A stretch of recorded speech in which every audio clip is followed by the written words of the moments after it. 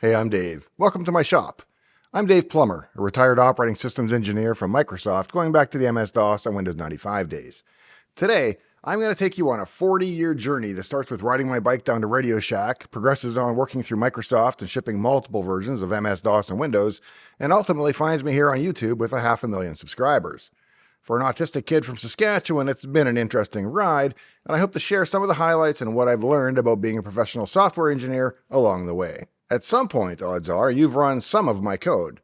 That's because having been an early employee at Microsoft, I worked on every operating system from MS-DOS through XP and Server 2003. I also contributed to the OLE codebase on the Mac, and if you count a trivial contribution to the Linux source code many decades ago, odds are you've been living the Dave PL life all along without even knowing it. I started in MS-DOS in 1993 and spent a little more than a decade at Microsoft, leaving after Server 2003.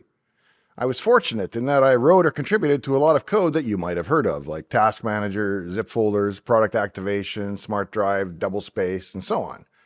Back in the days when software still came on those little plastic coasters, my fingerprints were on most of them. I've already had the Windows 95 20th year reunion and the Windows NT 25th, and I was going to reference to going back to meet up with the old gray-bearded programmers until I realized that I literally am one of them now. I was born back in 1968, and the custom at the time was that generally all boys should be named Robert, Michael, or David. So my parents picked the latter, and so David it is. I'm actually fourth-generation family hardware store. My dad owned and operated a store called Plummer's Hardware back in my hometown of Regina, Saskatchewan.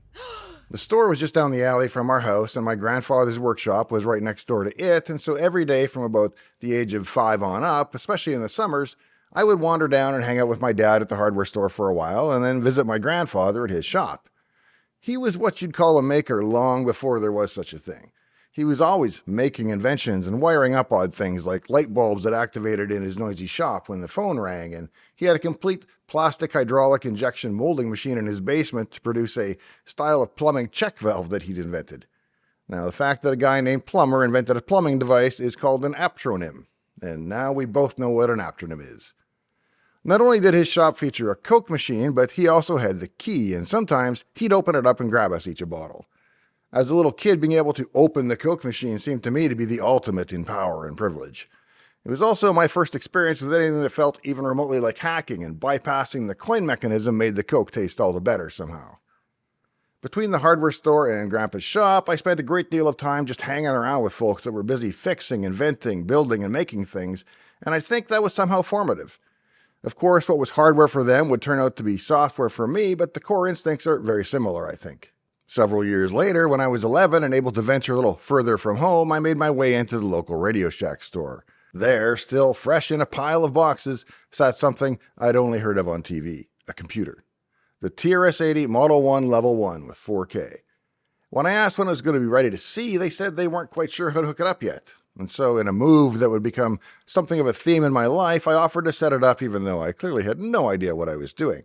But they must have felt I was precocious enough to humor with their expensive new system because they said, "Sure, kid, have a shot."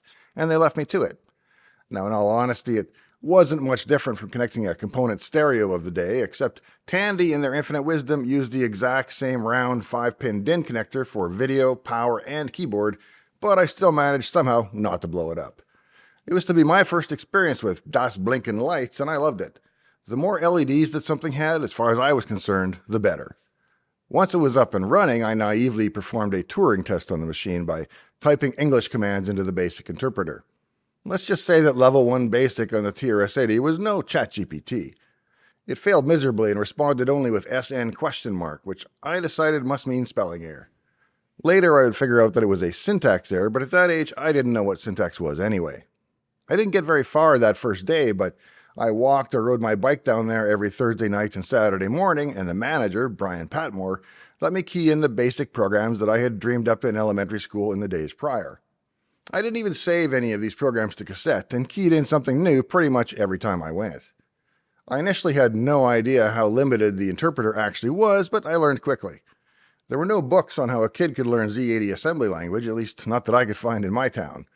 While the guys at Radio Shack were friendly, initially, they knew less about the machine than I did, and as gracious as they were about letting me exploit Regina's Thursday night shopping policy, I couldn't spend all my time sitting on a stool in the corner of a retail store.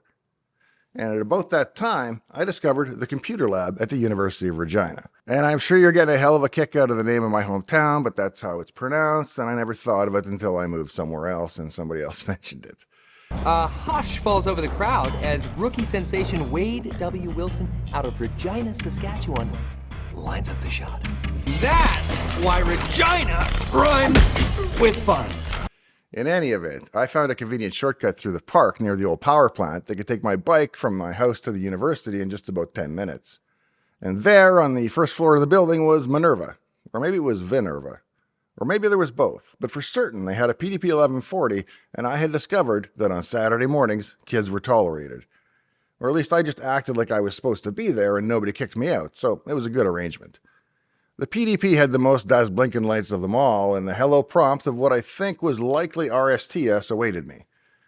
My mom looked into it a little further and found that there was actually a class you could take in that very lab on that very machine, and the public was invited. Within a couple of weeks, I was very proficient on a Deck Rider 110, knew what to do at a PDP 11 login prompt, and even had my own account where I could save and retrieve my programs. So I used that knowledge to continue coming in on Saturdays to tinker while the summer lasted. Because they were so new and rare and expensive, access to computers would be scarce for a while. Prices would come down over time, but my family just didn't have the thousands of dollars that it took in those days. I would continue to rent, beg, or borrow whatever computer time I could get wherever I could get it. And as much as we might disdain the basic language at times, at least it's reasonably portable, especially if you're going from one Microsoft interpreter to another, but even if you wound up in, let's say, Apple Basic, you weren't totally lost. So these little basic masterpieces that you wrote could be adapted to wherever you could manage to get some access. And then, after renting a VIC-20 from the public library for a couple of weeks, my parents surprised me with the heady news that we would be getting a Commodore 64. I don't think it was anywhere within the family budget, so it was really a stretch for them, going out on a limb. I wasn't especially familiar with the C64 initially going in, but in retrospect, it was the best possible choice for me, and it was literally the last thing that anybody has ever bought for me. Everything else I own stems from that C64, because ultimately, I would use it to earn enough for a 128 and then an Amiga where I wrote the software that would put me through college and netted me a job at Microsoft. And it all stems from that C64 connected to our little 12-inch Zenith TV. The 64 came with a machine language monitor that allowed me to get my feet wet. In those days, a quick test of how fast the computer was to just increment the screen color register in a tight loop and see what that looked like. In the basic interpreter, you'd get a rapid, colorful flashing of the whole screen. But in machine code, it was different. The electron beam on the screen barely advanced an inch across the scan line before the color changed again. You could see the speed, and it was intoxicating. Did I just say that a 1 megahertz machine was intoxicating? Well, it really was, because the leap in speed and power from basic to assembly language was several orders of magnitude, not just one. So, armed with the excellent Commodore 64 Programmer's Reference Manual and a pad of graph paper, I set out to revolutionize the video game industry. In truth, I wrote something similar to Galaga, but with fewer attackers. By this time, I was smart enough to save programs, and this was important enough that I was even going to make my first official backup. Except I screwed up. Floppies didn't come pre-formatted in those days, and somehow I got the disks backwards and managed to format my original. I'm still a little bitter about that one to this day, but ironically, in truth, that moment is now so burned into my brain that I have a pretty good mental image of what the game actually looked like, better than I would if I would have saved it. You'll notice I've been saying machine language and not assembly language, and at first it truly was, as the C64 monitor that I was using didn't have an assembler built in yet.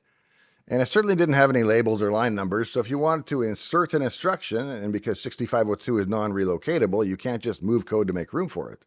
So you'd have to jump out to free memory, do your work, and then jump back to where you were. It was the true definition of spaghetti code, something you don't hear that much about these days, but it was a real thing on early projects written in unstructured languages. The year I turned 16, I finally met a kindred soul who was doing the same thing as me, whiling away the long summer months coding assembly language on the Commodore 64 in his mom's basement. His name was Chris, and he knew a lot more about the 64 than me, so I spent the rest of the summer standing over his shoulder, watching him code, and I learned by observation. He'd written the game Frantic Freddy, and he would go on to write games such as Test Drive 2 and others you've heard of as well. He'd actually lived across the street for many years, but it was a busy street, and I wasn't allowed to cross it as a little kid, so our meeting had to wait until I was driving age. As a bit of an aside, at the time, I had just failed my driving test, mostly for lack of practice. And so with Chris being a couple of years older, I suggested that he could supervise me on my learner's permit, and my mom agreed. So while on paper Chris taught me to drive, the reality is that he'd never had a driver's license either. And that weird kind of symbiotic relationship is kind of emblematic of how we learn to code as well. In high school, about the only class I truly enjoyed was computer science, and I was fortunate to have a dedicated computer science instructor in the aptly named Mr. Bright, who was not only a great teacher in general, but also a knowledgeable computer enthusiast in particular. Not unlike a Microsoft interview question, the assignments he came up with for us often had a trivial answer that then could be vastly improved. For example, one assignment was to find the prime numbers up to 1,000. If it worked, you passed, but to get a great mark, it had to be fast, too. And just as today you'd see some kids out there training for football for hours after school to be the fastest, Mr. Bright would keep the lab open for us and we'd hang around and optimize our prime civs on the Super Pet 9000s. By late high school, however, I had sort of drifted away from computers for a year or two as I worried about cars and girls and whatever else teenage boys care about. You'll notice that I didn't say I was particularly worried about school, which I was not. In fact, at some point in 12th grade, I just stopped going. My kids will still ask me today, how did you drop out of high school? Wasn't that like a huge decision? Why did your mom even let you? And it turns out that dropping out of high school is one of those things that just happens slowly and inexorably overnight. You miss a class here, a test there, and pretty soon you're working the night shift at 7-Eleven staring down a shiny blade at 4 a.m. And that's when the call that saved me came out of the blue. I'd been drifting through life for the last year or two, not in school, working in warehouses and retail, and I had no grand plan. And that's when I got a call from John, someone I'd gone to high school with, and who was also a couple of years my senior and a true computer savant. He had gone to my high school where he was well known as a super genius. I'm literally still trying to do the odd project to replicate stuff that I saw John do on 8-bit computers in the 90s because he really was just that gifted. And now he was working for a big video game company in Ottawa and they were desperate for good programmers. And did I know anything about the Commodore 64? When they asked if I could handle video interrupts and multiplex the sprite hardware, I confirmed that I was indeed well versed in such topics. That's my way of saying, I'll figure it out before I get there, and I've done that too many times to count.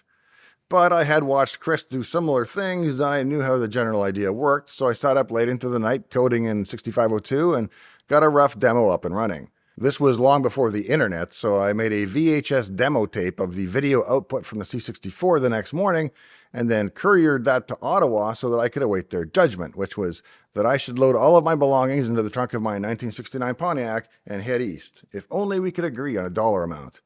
I could tell they were desperate, so I really reached for it. I told them I would need $6,000 to write the game over the course of 4 months. And yeah, that works out to $9 an hour, but it seemed like a lot of money to me at the time. I moved into John's attic in Ottawa, and we basically lived at work anyway, cranking out the game code in 6502 assembly.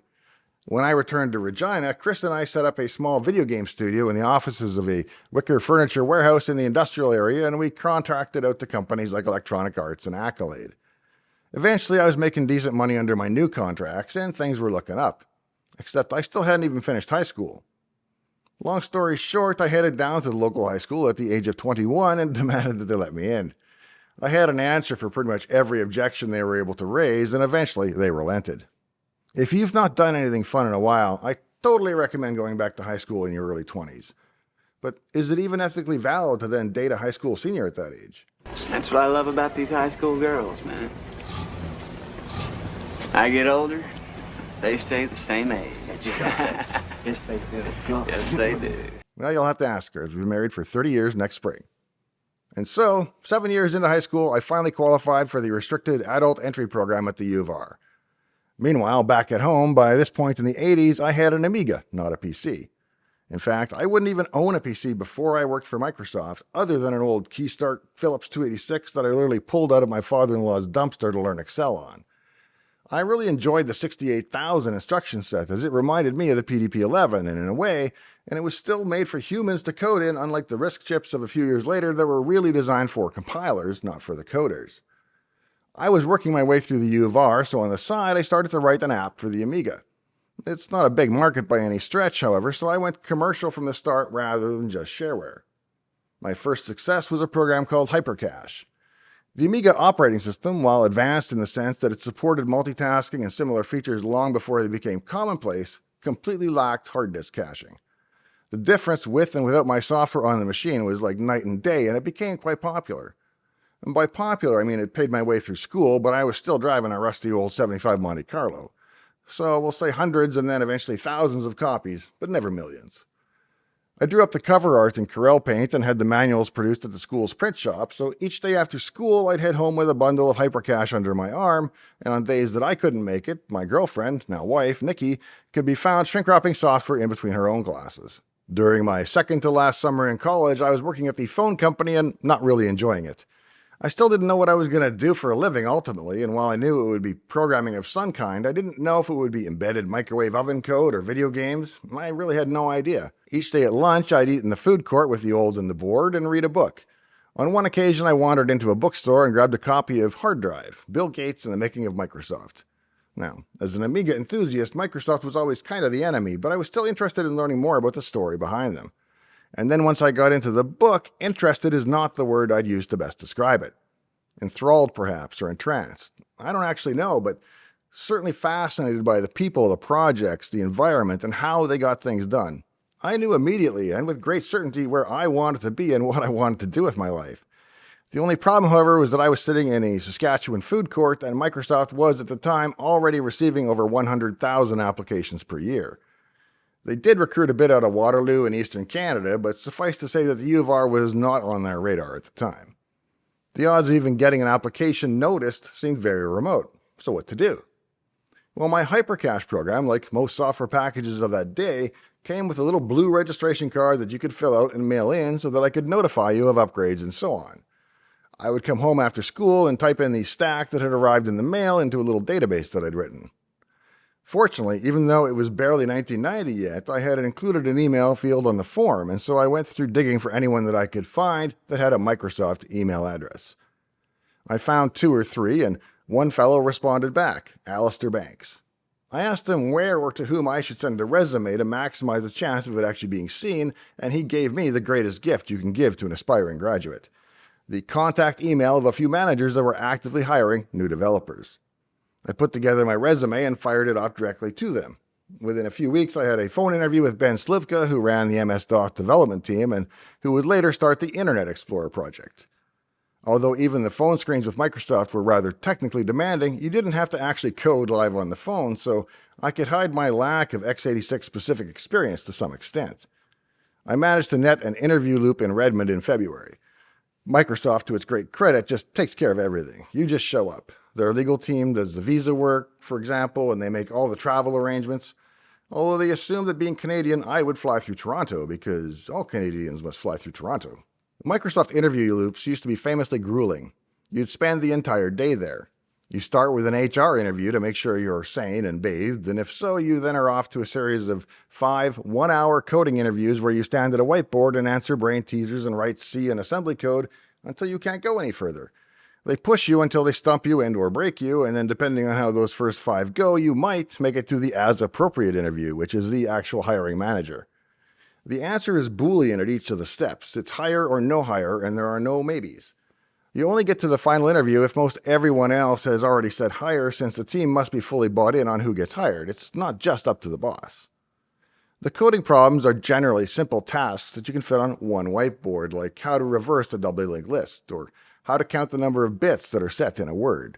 Attempt to factor a prime number, that sort of thing, where there's an obvious and trivial approach that can be refined and then optimized. You want to see their thought process, and you want to see what they consider good enough. Take the case of counting the number of bits that are set in a 32-bit word. The naive approach is to OR it with 1, increment the count if true, shift the word, and then repeat. Do that 32 times and you've got your answer. It's easy. But that could be really improved. You can stop as soon as the remaining word is 0, right? Because there's no more bits. Well, as the interviewer, you watch to see if the person picks up on those little optimizations as they chew on the problem. But what about long runs of zeros separated by ones? That seems like a waste of time as you step through all the zeros. Well, it turns out that instead of ANDing with 1, you AND with the number itself less 1, and that way you only do 1 operation per actual bit that was set in the word. If 3 bits are set, you're only doing 3 things. In other words, there's a simple answer, the fast answer, and the smart enough to get yourself hired answer. I learned quickly that I'd made it, and right after exams finished at school, I flew on down. After a couple of hours of new intern orientation, they gave me an office, an account, and a copy of the MASM assembler. From there, it's sink or swim. Remember, it's still 1993. There's no World Wide Web, there's no Google or Wikipedia or Stack Overflow or anywhere to look anything up. I've never written a line of x86 code before, and they're expecting me to be productive immediately. I'm sitting in an office with a chair, a desk, a used PC, and a network cable, and that's it. I can't overstress the straight into the fire part. It's not like at the phone company where they give the intern some basic token task that they can't screw up and that won't cause a problem when they inevitably do anyway.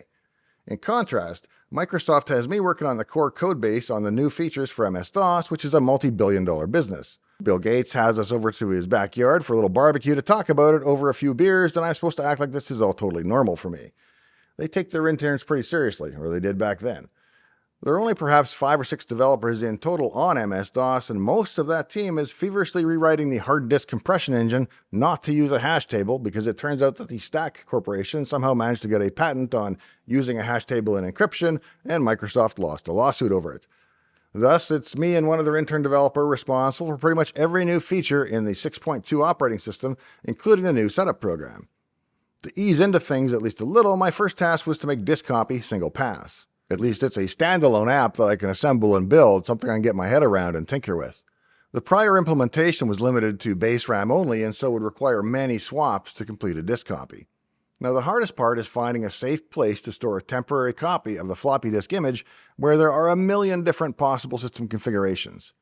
Remember, if you accidentally store a temp file on a metered network share, that's a class action lawsuit. If you assume the C drive is a hard drive, perhaps you crash a helicopter, ATM, or defibrillator, who knows? That's the biggest trick to coding for a billion machines. You're coding one bowl to be released in an infinite number of China shops, and you've never seen any of them before. If it can break or go wrong, it will somewhere. It's a truly different philosophy of coding. My next task was to limit the RAM use of the double-space compression program. As you might recall, memory back then was limited to 640K on the IBM PC, so everything you could move above that barrier meant more free memory for useful things like your applications. And the x86 had an interesting feature where your segment and offset registers could add up to just slightly more than 1 megabyte. Basically, your pointer wraps around back to the start of memory again. Sometimes. It actually depends on if the A20 keyboard line is high, then the pointers wrap around back to low memory. If the A20 line is left low, they point up past the 1 megabyte boundary. I used this hackery to move the engine up above the 1 megabyte boundary and then stub every function call to do this in this funky pointer math and exploit the CPU feature, freeing up a fair bit of low memory. And that's the kind of thing that actually got magazine cover stories back in the day. Next was the attempt to save the company money by putting the upgrade on a single floppy disk. While MS-DOS 6.2 might ship on 4 or 5 floppies, what if you already have MS-DOS 6? So what I did was to write an upgrade system that just patched the 6.0 binaries in place with deltas to make them into 6.2 binaries, and discovered that all of those deltas combined were still small enough to fit on a single floppy. Thus, we were able to offer the MS-DOS 6.22 step-up upgrade on a single disk, saving several dollars per copy, multiplied by tens or hundreds of millions of copies. A single little project by an intern generated millions in savings. And that's when the real work began. Because of my experience with Hypercache, they appointed me to write the Smart Drive cache engine to be more generic and support all kinds of block-level devices, most notably the CD-ROMs that were just coming into the market at the time. Caching made an epic performance difference on CDs. All of this work took only 3 months or so, which I still have trouble believing when I look back at it now. If I had to schedule that amount of work now, I'd be looking at a year, but it's amazing what you can accomplish when you're young and broke and hungry. Even though I felt I had done a pretty good job, there was no guarantee that an internship would ever translate into a full-time position. When my summer was over, I came back to Regina to go back to class and hoped that the phone might ring one day. And I remember exactly where I was and what I was doing when that offer call came in that fall. I was being offered a full-time software design engineer position in Redmond with complete relocation benefits, visa and immigration assistance, the works. And the salary? Are you ready? You've all heard of the Microsoftie millionaires of that era. It was $35,000 a year. That's all they were paying, but I didn't care. I didn't negotiate. Whatever it was enough. I wasn't actually in it for the money, even if I thought I was at the time. It wasn't until the UPS drivers went on strike that summer that I found out they were making 50% more than I was. But I didn't care, and there were these other things called stock options. They worked out okay in the end, so don't feel bad for me. What I found especially interesting was to compare notes with the other new hires from places like MIT and Harvard and Princeton. They got the exact same offer that I did, right down to the penny. I don't know what it cost to go to Harvard, but I bet you could save 15% or more by switching to the U of R. Microsoft again suggested that I fly down and come through Toronto because they had been having trouble in Vancouver, it turns out. Too many Canadians coming through to work for Microsoft all of a sudden on the same type of visa, and they were starting to push back hard on the visa applications. Toronto being a little silly, we agreed on Calgary. My fiancée and I flew in, and I got taken into the big glass room for my immigration interview. As she watched from the outside, she could see him flailing his arms and turning red in the face and yelling. Clearly, I was headed back to Canada, and my Microsoft dreams were not to be. But what she didn't know, because she couldn't hear anything, was that he had already long since stamped and approved my work visa. He was actually upset because every time he printed a document in Word, it would print a blank piece of paper at the end, and it was wasting paper, and since I was going to work for Microsoft, he wanted me to fix it for him. I showed him how to tweak the margins, and I was released on my way. That May, I flew back one weekend, convocated from the U of R on Friday, got married on Saturday, and then permanently relocated to the US on Monday. And by the way, if you are planning a wedding, I strongly endorse the approach of hiding out in another country while all the hard decisions are made for you. Then you just fly in the day before, get married, and fly back out. Truly hassle-free. As for my career, other than that internship in MS-DOS, I managed to dodge the x86's ugly 16-bit segmented mode almost entirely. While the 16-bit guys were working feverishly on Windows 95 on the other side of campus, we saw ourselves in NT as the real programmers, working under David Cutler, who had just finished the VMS operating system in perfect hand-coded assembly language, and we produced the real code. In pure C for multiple platforms. In a somewhat ironic turn, I still didn't have a PC as my main machine because I was assigned the job of porting the Win95 user interface over to the RISC chips, so I had a MIPS dual R4000 workstation instead. Working at Microsoft before and after my final semester at school led to something that I kind of find entertaining, though it might have been a source of annoyance for my professors at the time. I had run off before my fourth year to write major portions of the world's most popular operating system. Now, I guess it's somewhat perhaps fitting that my work on MS-DOS came in between the Introduction to Operating Systems and the Advanced Operating Systems class. But if nothing else, if I wasn't the only guy in the operating system classes with a published OS under his belt, at least I'd bet mine was the best-selling. I spent the majority of my career in Windows NT, which became Windows XP and is today Windows 11. I continued to write projects at home as well, which I'd sell as shareware. One such example was a product called VisualZip that let you treat compressed zip archives as if they were regular directories, browsing down inside of them and so on. I was selling maybe a dozen copies a day when I received a call early one morning from Microsoft who was interested in purchasing VisualZip for inclusion in the Windows operating system, and would I be interested in coming in to talk about it. I hadn't left for work yet, so I asked where their office was located so I could stop on by. Well, this led to some awkward confusion until we finally realized that the person I was dealing with didn't know that I already worked there. They had just cold called the author of the program, who happened to be me, at home. We came to an agreement whereby Microsoft purchased VisualZip from me and included it in the operating system. I'll abbreviate a long and complicated story just to say that when your options are take the deal or quit your day job to compete with Microsoft on your own instead, you tend to take the deal. Now, the Windows Task Manager that you've no doubt also seen also began that way, as it was planned to be a shareware app that I started in my den, and I was planning to sell it on the side. But I brought it into work, and other developers saw it, and then when Dave Cutler saw it, he agreed to let me check it into the product, so I donated that one to the cause. Surprisingly, both VisualZip and Task Manager are still alive and well in the product almost 30 years later. A large part of my earlier work was to take all of the code that was coming out of the Windows 95 and Windows 98 projects and then port or rewrite it for NT. That meant taking the code intended for the x86 processor running 8-bit ANSI text in the home and making it ready for server-level quality on a RISC machine with 16-bit multiprocessor Unicode machines. Because char and byte are used interchangeably by most C programmers, it really means you're changing the assumption about how big a character is, and it becomes 16 bits, and almost all code breaks immediately. There were just dozens of other issues as well, like they assumed a broadcast-style small network while we were on TCP/IP with long timeouts, so many things kind of became architectural rewrites. Of course, on our behalf, we were immune from the realities they had of being forced to be compatible with a million random software titles going back to the 1970s, not to mention operating with a lot fewer system resources, having to run in 4 megabytes. And so you can imagine that when your job is to take somebody else's code, tell them why it sucks, fix it properly, and give it back to them, which is kind of what we did day after day, week after month, some tensions can develop between the teams. And then they merged those teams, which, as you might imagine, didn't go that well. So I wound up moving over to head up the copy protection team. Yes, copy protection. It's true. I am the evil monster responsible for making you enter a product key in order to activate Windows. Or at least I'm the guy that is responsible for making sure that two people in the universe don't use the same key. There are major tensions in such copy protection.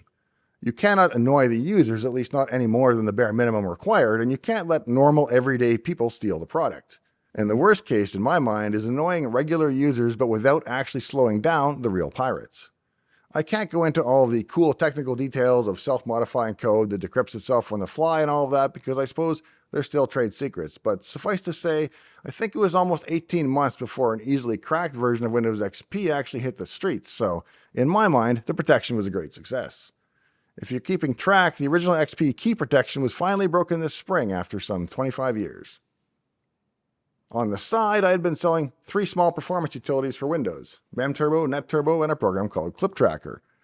On a good day, I might be sending out 24 mailers, making a few extra $100 that day. And then one day I discovered internet advertising. This was back in the Wild West days of pop-ups, no less. I was no means the first, but my ads were very effective. When you are selling software on the internet, your 2 basic fundamental metrics are how much did it cost me in advertising and everything else to sell the product, and how much did I earn from it. Computers are great about tracking and optimizing those details, and I found that it cost about $10 in advertising initially to sell a $50 product for like a profit of $40 per copy. You just rinse and repeat as fast as often as you could. And so I bought millions of advertising impressions that ultimately became billions of impressions over time. My problem was that now, almost literally overnight, I was selling like 1,000 copies a day. Sounds great, and it was great, but I had to come home after work and duplicate 1,000 floppies every day, and then I had to print 1,000 mailers and 1,000 disk labels, and I had to get them assembled, and there would be about 2,500 emails to answer and probably 50 returns to process, and it was just me and my wife. And I had 2 kids and a dog and a mortgage and a rather demanding day job. So we hired friends and family to come in and put stickers on disks and answer emails as fast as we could until we eventually got caught up. All this was making it rather hard to pay attention to my day job, but Microsoft was pretty great about it, and they allowed me to take a 3-month leave of absence to figure out what it was I wanted to do with my life. And it turned out that at that age, what I wanted to do was, like a lot of people, was just to make a lot of money and be my own boss. And so as a result, I turned my back on everything I had come to love about my day job to focus on my side business, which was now the main business. Running your own busy software business is fun and exciting, and I had a great time doing it. I hand-wired all 30 offices for Cat5 and hand-terminated every cable myself because I wanted things just so. But in reality, I'd already worked for the world's biggest software company, and I didn't want to just build a little clone of them. And to be honest, when I was pedaling my bike down to Radio Shack on those Saturday mornings as a kid, it was not because I wanted to manage a group of other productive kids. I wanted to program, to code, to figure stuff out, and to write hard logic that would impress myself and my friends.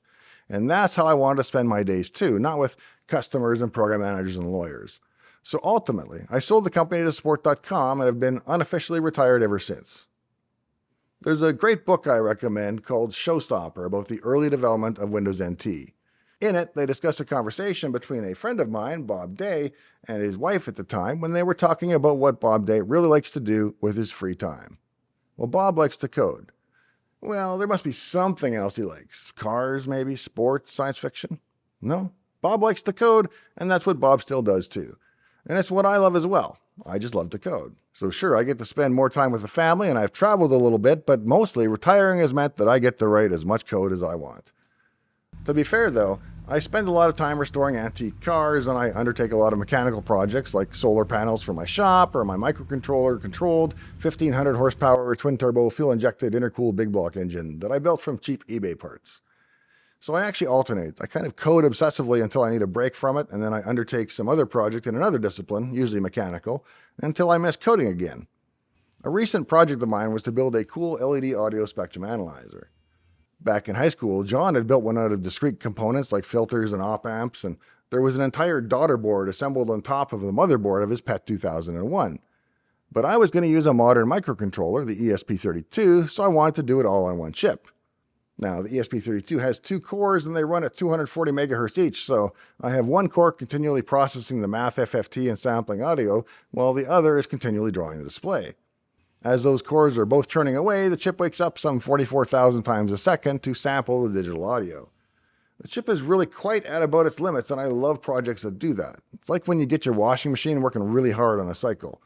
If no one else is home, I'll sometimes jam the lid switch and then sit back and watch the machine at work, even at the age of 50. But more about that in a moment. Now, of course, a spectrum analyzer has been done before, and it will be done again and again, because it's a cool and beautiful programming project, and when you're done, you wind up with a lot of dust blinking lights. And the more dust blinking lights in your life, the better. And that almost brings us full circle, from a childhood of tinkering to a retirement of tinkering. A few years back, I was diagnosed with autism, and while it kicked off a journey of self-discovery that has been very rewarding and helpful, at first I wasn't so sure. I was more worried that I'd be constrained or boxed in by the diagnosis, and so I undertook to do some of the things that I simply wasn't good at. They say the most discoveries take place in uncharted waters, and I think this is very little different. To that end, then, I hosted an open house party at my shop for about 100 people, something that was well outside my comfort zone. Then I wrote a book, Secrets of the Autistic Millionaire, which actually has nothing to do with money and is basically everything I know now about living a successful life on the spectrum that I wish I'd known way back then. Check out the link in the video description for the free sample chapter. Next, I started a YouTube channel. I'm one of those people who doesn't even like really having my picture taken, so editing myself all day in glorious 4K 60 is some serious desensitization therapy.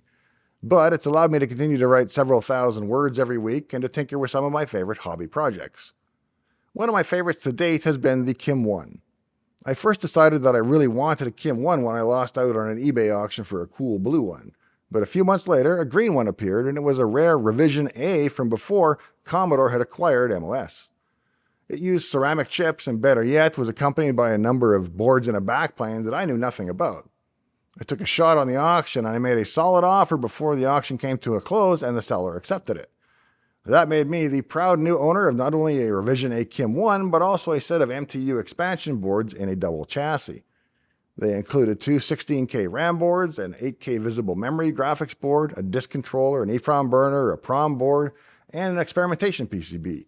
I'd pretty much hit the jackpot of Kim 1 hardware, but none of it worked out of the box. I figured to make life simpler, I'd start with just the Kim 1. It had a number of mods from back in the day to enable serial communications, but I wouldn't need those as I had an external board for that. So I spent a few days restoring the Kim 1 to as close to stock as I could get it based on the schematics. Soon enough, I had it up and running. Next, I got the RAM boards up and working, and soon even I had the graphics terminal working.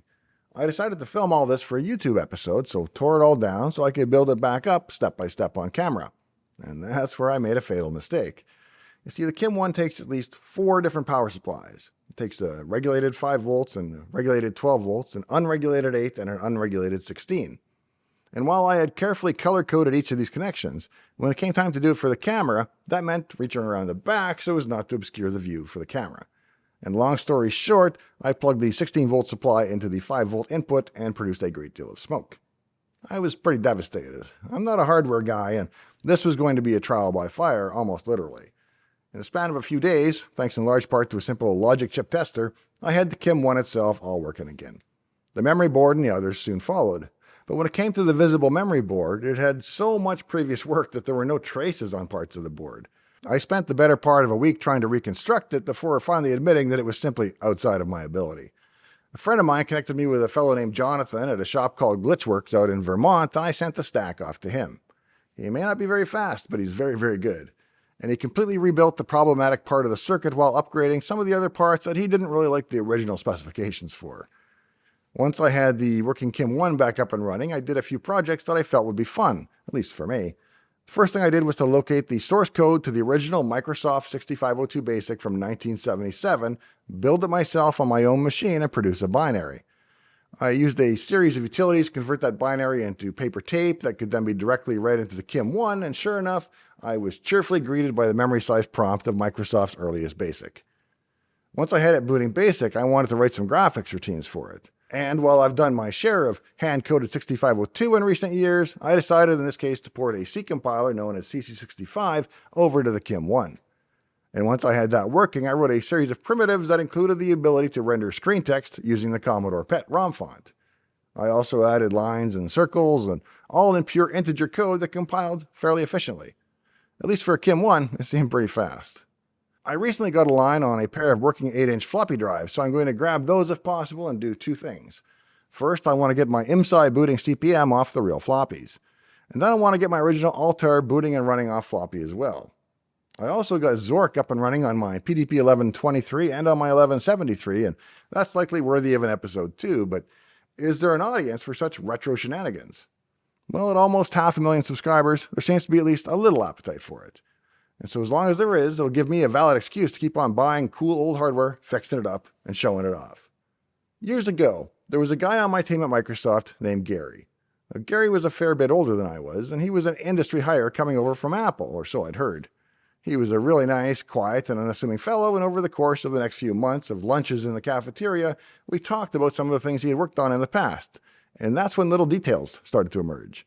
You see, Gary had also worked at Xerox PARC before Apple, and while Gary was at Xerox, he had done a few cool things, like that time that he invented the laser printer back in 1969. For real. Oh, it also turns out that he'd done some other stuff I'd heard of, like digital effects on a movie called Star Wars. Ultimately, Gary would go on to receive several awards and distinctions, one of which was an Academy Award for his work at Pixar. I teased him that he should keep the Oscar statue right on his desk, as he'd clearly have the only one. He said they give out the technical Oscars on a different night with no fanfare or red carpet or acceptance speeches. And so that makes me realize that any opportunity to speak about a technical career is rare to begin with. And so for that, I'm deeply indebted to you for your time today, and I want to thank you all for tuning in. If you have any interest in stories about Task Manager, Visual Zip, Windows Pinball, all the apps that I worked on, check out the channel and be sure to subscribe for many more. In the meantime and in between time, hope to see you next time, right here in Dave's Garage.